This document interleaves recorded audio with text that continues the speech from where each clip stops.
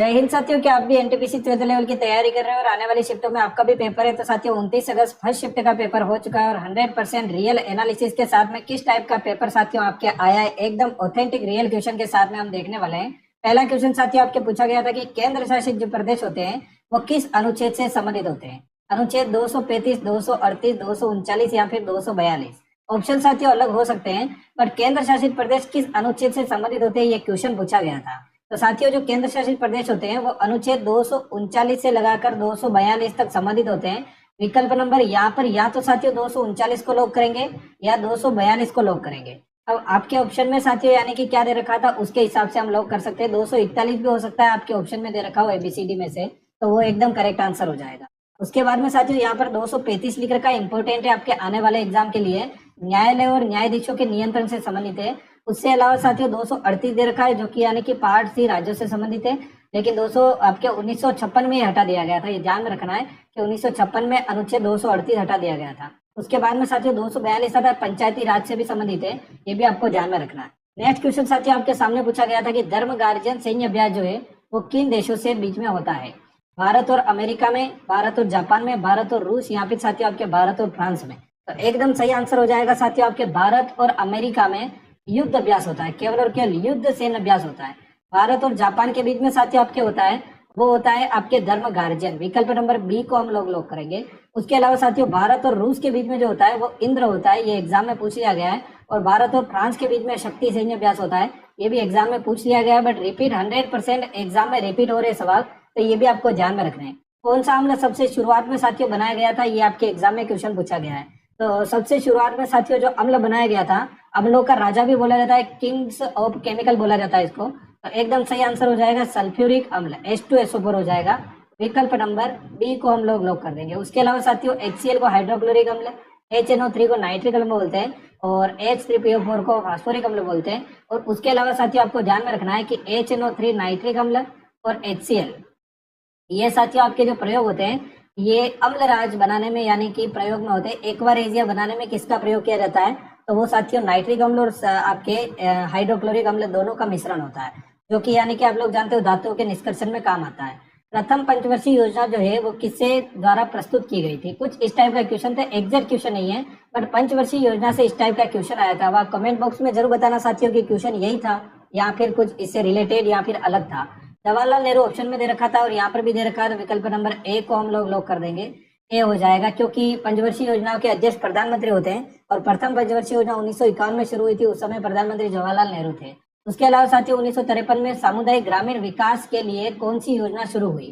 सामुदायिक ग्रामीण विकास, लगभग यही क्वेश्चन था। 100% साथियों ऑथेंटिक नहीं है ये वाला क्वेश्चन, क्योंकि लगभग जो बच्चे बता रहे थे वो बता रहे थे कि 1953 में कोई ना कोई ग्रामीण विकास के लिए योजना आई थी। तो 1953 में साथियों चली थी सामुदायिक विकास कार्यक्रम। विकल्प नंबर सी को हम लोग लॉक करेंगे, एकदम सही आंसर हो जाएगा। अब आप ऑप्शन जरूर बताना कि उस समय आपके जो एग्जाम है, एग्जाम में क्या ऑप्शन दे रखे थे, उस पर डिपेंड करता है। उसके अलावा साथियों पूछा गया था पश्चिमी जो विक्षोभ है कौन से क्षेत्र को प्रभावित करता है? ये 100% रियल क्वेश्चन है। पश्चिमी जो साथियों विक्षोभ होता है ये आपके दक्षिणी क्षेत्र नहीं है, उत्तरी और उत्तरी पूर्वी पश्चिमी क्षेत्रों को यानी कि प्रभावित करता है, जैसे राजस्थान, हरियाणा, जम्मू कश्मीर, ये जो यानी कि क्षेत्र है यहाँ पर यानी कि ज्यादा प्रभाव डालता है। तो विकल्प नंबर सी को हम लोग करेंगे, एकदम सही आंसर हो जाएगा। बाकी साथियों आपके ऑप्शन में एक दक्कन का पठार दे रखा था, वो भी इसका गलत आंसर है।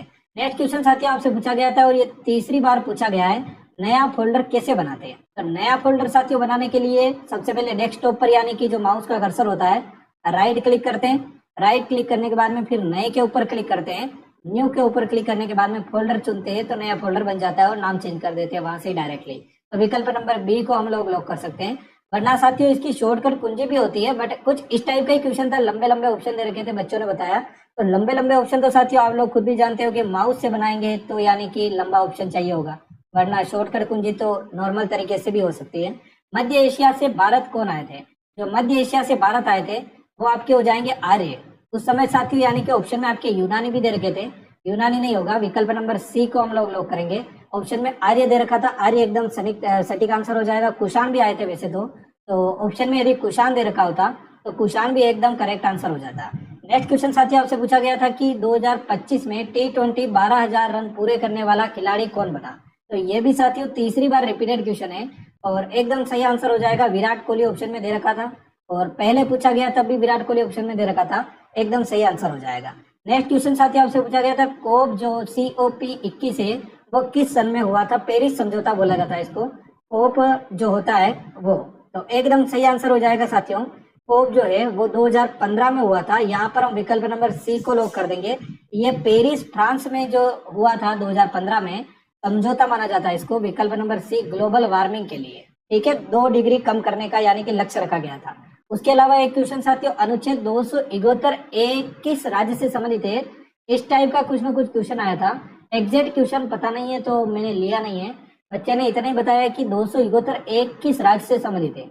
अब ऑप्शन में सिक्किम दे रखे हैं, असम दे रखे हैं, पता नहीं क्या क्या ऑप्शन दे रखे थे, तो उस हिसाब से। और 271 ए को जब हम सर्च करते हैं गूगल पर तो कोई से भी राज्य से ये संबंधित नहीं है, इसीलिए ये ऑथेंटिक है कि नहीं है पता नहीं है। आप कमेंट बॉक्स में बता देना यदि आप पेपर देकर आए हो तो। सिंधु घाटी से 3 प्रश्न आए थे और 3 प्रश्नों में एक क्वेश्चन था सिंधु घाटी की वस्तुओं के बारे में।